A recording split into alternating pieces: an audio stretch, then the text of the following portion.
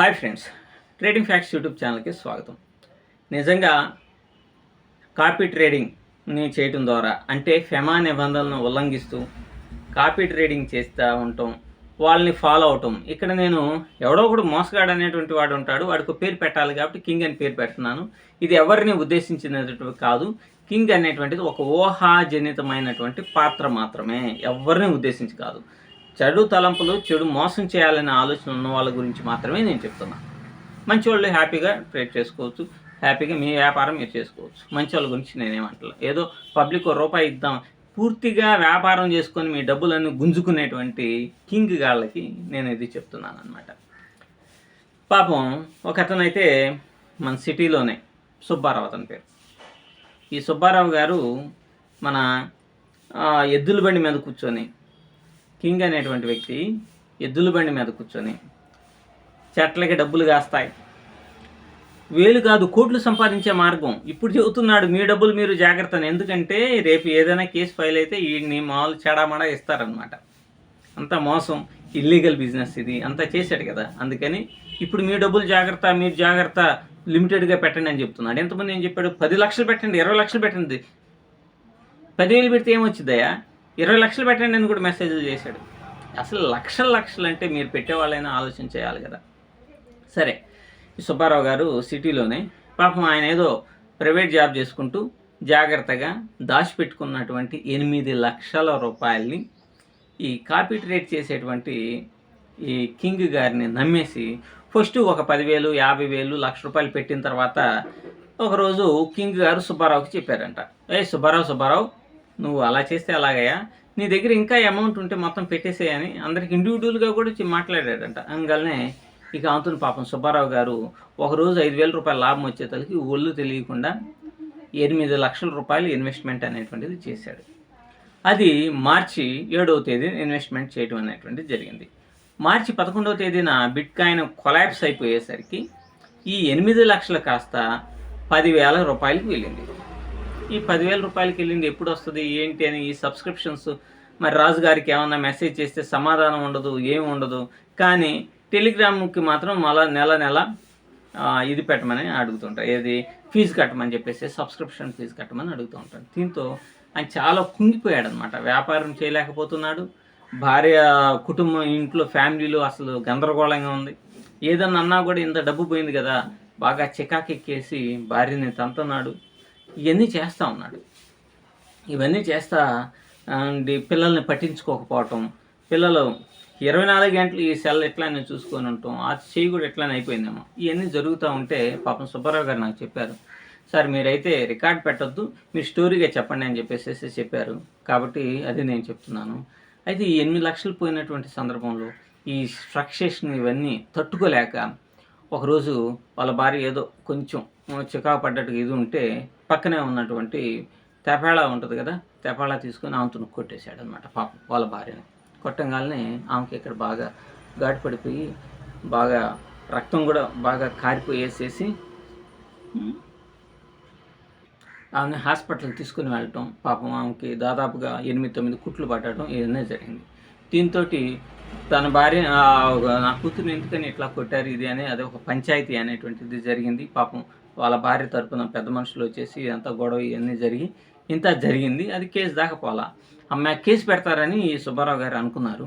కానీ కేసు దాకా పోకపోవడం వల్ల అమ్మ బతుకు జీవుడా, కేసు దాకా పోలేదులే, సరే పొరపాటు ఇట్లా జరిగింది, ఈ కింగ్ అనేటువంటి వెధవ వల్ల నేను 8 లక్షల రూపాయలు మొత్తం దీంట్లో ఇన్వెస్ట్ చేశాను అనగానే ఇక వాళ్ళు వచ్చిన అమ్మాయి తరపున వచ్చినటువంటి వాళ్ళు ఉంటారు కదా, వాళ్ళ పెద్ద మనుషులు వీళ్ళంతా, అది కదా నీకేట బుద్ధి జ్ఞానం లేదు, నువ్వు ఎలా 8 లక్షల రూపాయలు వాడిని నమ్మి మోసగాళ్ళు, నువ్వు యూట్యూబ్ ప్లాట్ఫామ్లో వచ్చి 24 గంటలు ఎద్దుల బండి మీద కూర్చొని చెప్పేటువంటి వాడిని నువ్వు ఎట్లా నమ్మావు? కనీసం ఎనాలిసిస్ కానీ ఎక్కడన్నా చెప్పాడా?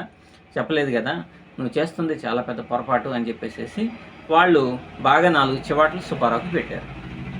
సరే, సుబ్బారావు ప్రశాంతంగా ఉన్నటువంటి సమయంలో ఒకరోజు 3 గంటలకి ఇన్కమ్ ట్యాక్స్ నుంచి వచ్చిందనమాట.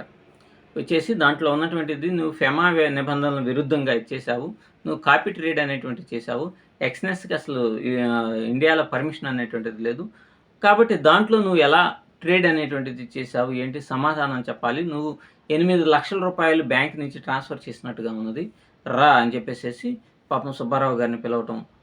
ఈ బాధ నుంచి తట్టుకోక కొద్దిగా కోలుకోవటం ఉంగాలనే మళ్ళీ ఇన్కమ్ ట్యాక్స్కి వెళ్ళిపోవటం అనేటువంటిది జరిగింది.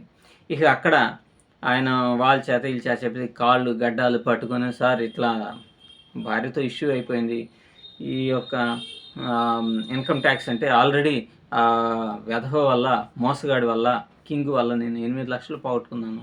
వాడేమన్నా మాట్లాడితే పొద్దున్నే లేవగానే మనం స్నానం చేసేసి బ్రష్ రుద్దుకొని కొత్త బట్టలు వేసుకొని డబ్బులు చెట్టు నుంచి కోసుకోవటమే అని చెప్పేసి చెప్పాడు.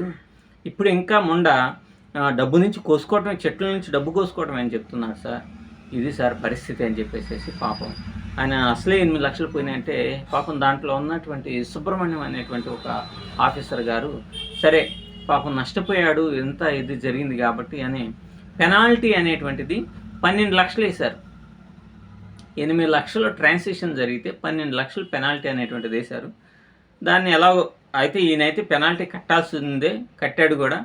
ఏం చేస్తాం, ఉన్నది ఉంచుకుంది పోయే అని అంటారు కదా, అట్లా పాపం ఆయన మానసికంగా కూడా బాగా డల్ అయిపోయేసి వ్యాపారం మీద శ్రద్ధ పెట్టకపోవడం వల్ల ఈ 2 నెలల నుంచి నరకాన్ని చూస్తూ చూస్తాను.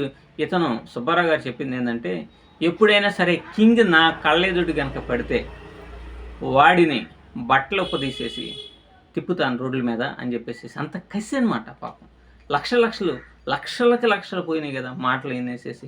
కాబట్టి మీరు కూడా ఎవరు కూడా ఈ కాపీ ట్రేడింగ్ అనేది ఇటువంటి మాయ మాటలు చెప్పేటువంటి కింగ్ లాంటి వాళ్ళని మాత్రం నమ్మబాకండి. అటువంటి వాళ్ళని నమ్మితే మీరు మీ సొంతంగా డబ్బులు పోగొట్టుకోవడమే కాకుండా, మీరు సుబ్బారావు గారు చూశారు కదా, భార్యను కొట్టాడు, ఆమెకు 8 కుట్లు పడ్డాయి.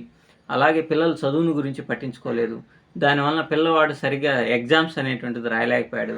ఇంట్లో ఎప్పుడు చిరుబురులు ఆడుతూ ఉండటం వల్ల వ్యాపారం మీద కాన్సన్ట్రేషన్ చేయలేకపోయాడు, దానివల్ల డబ్బు పోయినాయి. సో అన్ని రకాలుగా డబ్బు పోయి ఆఖరికి ఇప్పుడు సుబ్బారావు పరిస్థితి ఎలా ఉంది అంటే మానసికంగా బాగా దెబ్బతినిపోయి ఉన్నాడు. నేను మాట్లాడాను అతనితోటి, కలిసి ఇండివిజువల్గా వాళ్ళ ఇంటికి వెళ్ళేసేసి మాట్లాడటం అనేటువంటిది జరిగింది. ధైర్యాన్ని చెప్పాను. సైకలాజికల్గా బాగా ఎఫెక్ట్ అయిపోయాడు. సో ఇటువంటి మాయగాళ్ళు ఉంటారు ఖచ్చితంగా యూట్యూబ్ ప్లాట్ఫామ్లో. వాళ్ళు మీకు కోట్లు వస్తాయి, లక్షలు వస్తాయి, అసలు వేలు కాదయా బాబు, కోట్లు సంపాదించే మార్గాలు ఉన్నాయి చెప్తాను, ధనలక్ష్మి మీ ఇంటి తలుపు తడుతుంది అని ఇట్లాంటివన్నీ క్యాప్షన్స్ పెట్టేసి, థంబ్నెయిల్స్ పెట్టేసి, కోట్లు డబ్బులు అని చెప్పేసి డబ్బుల వరద అంట, ఇవన్నీ పెట్టేసేసి మోసం చేస్తారు. ఇటువంటి వాళ్ళని నమ్మబాకండి. మీరు అలా చేస్తే మీరు కూడా ఖచ్చితంగా ఇన్కమ్ ట్యాక్స్ నుంచి సమస్యలు ఎదుర్కోవాల్సి వస్తుంది. మీకు కూడా ఇప్పుడు చూసేటువంటి వాళ్ళకి, వాడిని కాపీ ట్రేడింగ్ని ఫాలో అయినటువంటి వాళ్ళు ఖచ్చితంగా ఇన్కమ్ ట్యాక్స్ నుంచి తగినంత త్వరలోనే మీకు కూడా వస్తాయి, మెసేజ్లు అన్నీ వస్తాయి, అది నోటీసులు అనేటువంటివి వస్తాయి. కాబట్టి చాలా జాగ్రత్తగా ఉండండి, జాగ్రత్తగా డీల్ చేయండి, జాగ్రత్తగా వ్యవహరించండి. ఇంకెప్పుడు కూడా భవిష్యత్తులో ఇటువంటి వ్యధవాల జోలికి వెళ్లకుండా ఉండడానికి ప్రయత్నం చేయండి. Thank you very much.